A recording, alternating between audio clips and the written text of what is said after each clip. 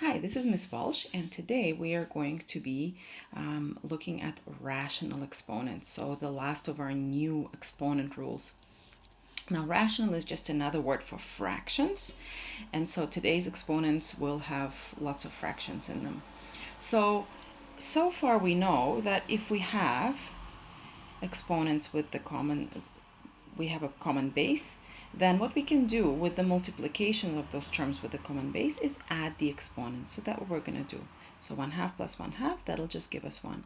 We also know that if you have a square root of a number, so let's say something like root 3, and you multiply it by root 3, you're going to end up with root 9, which is just 3.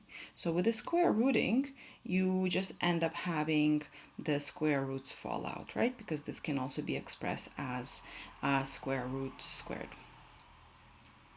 And so we see that when you have a half, this is actually equivalent to a square root.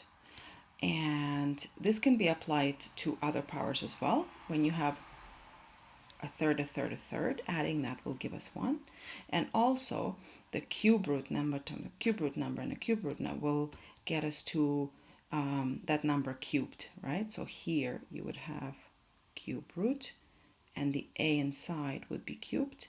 So a cube and a cube root will cancel each other out and you just end up with a, okay? So a cube root is equivalent to a power of 1/3. And so today's rule is that when you have any denominator of the power, that is equivalent to the root. And in this situation right here, you basically just have two separate things. The denominator is your root, so it's your square root, it's your cube root, and the m is just the power as is, okay? So let's express these in exponential and rational terms. So this, and again, remember, pausing and trying it on your own is always the greater way to give yourself power in your learning, right? So this will be a 5th root of x, right? So the denominator is the root. Let's do this one. I hope you didn't put a big root because notice there's no brackets. So the 3 is going to stay as is. And this means that it's the 4th root, we say, 4th root of x, okay? Now going back, if this is a cube root, just like in the above, that means that this is s to the power of 1/3. Okay, that's the equivalency there.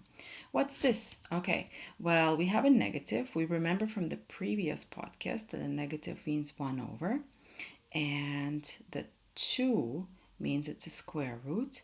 So this is equivalent to 1/,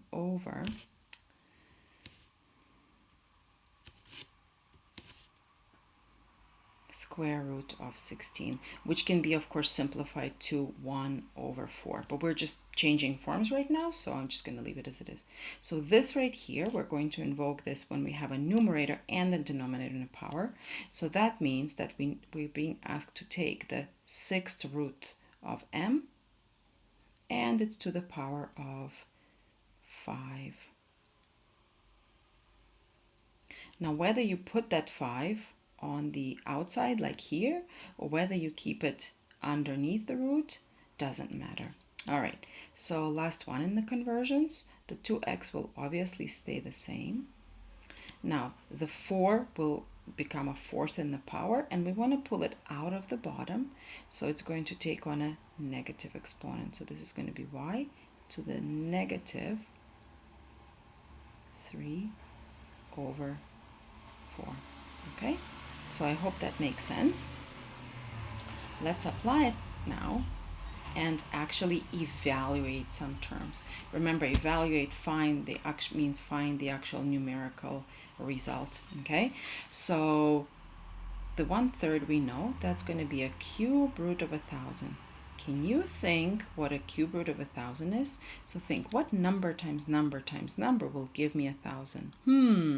Oh, that must be 10. Yoo-hoo! Okay, so that's evaluated. We found the actual number.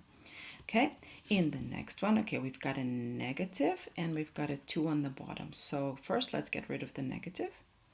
Remember our rule that change floor, change the sign. So we're going to flip this and take it to the positive a half. And now that's going to be all under the square root. And it does apply to both terms. Okay, and now we can separately square root the 9 and square root the 4. Square root of 9 is 3, square root of 4 is 2. So our final result here is going to be 3 over 2. Okay, next one. We have cube root of 8 and then to the power of 5. Now this is a very important point. Always make sure that you're doing the root first, okay? Otherwise, if you take 8 to the power of 5 and then you try to cube root it, you're gonna go absolutely nuts. It's impossible. And so what we're gonna do is we're gonna cube root the 8 first, and we know that that's 2. And now all we have to do is just take 2 to the power of 5. So 2 times 2 times 2 is 8 times 2, 16 times 2, 32, okay?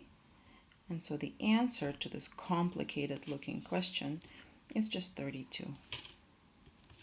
So make a little bubble in your notes and write yourself, evaluate the denominator first.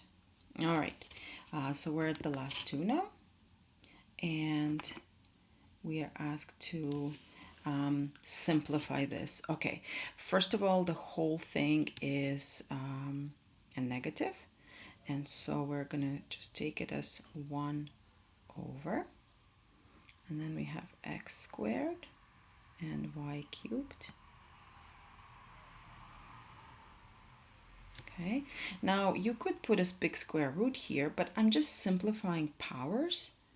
So what I'm going to do is I'm actually going to use that inside-outside multiplication rule and for each of the terms. So 2 times a half is 1. So that's just 1. And 3 times a half is 3 over 2. And so my final answer here is going to be 1 over x, y to the 3 over 2. The 1 is not necessary. Okay, let's simplify this one. And then we're finished.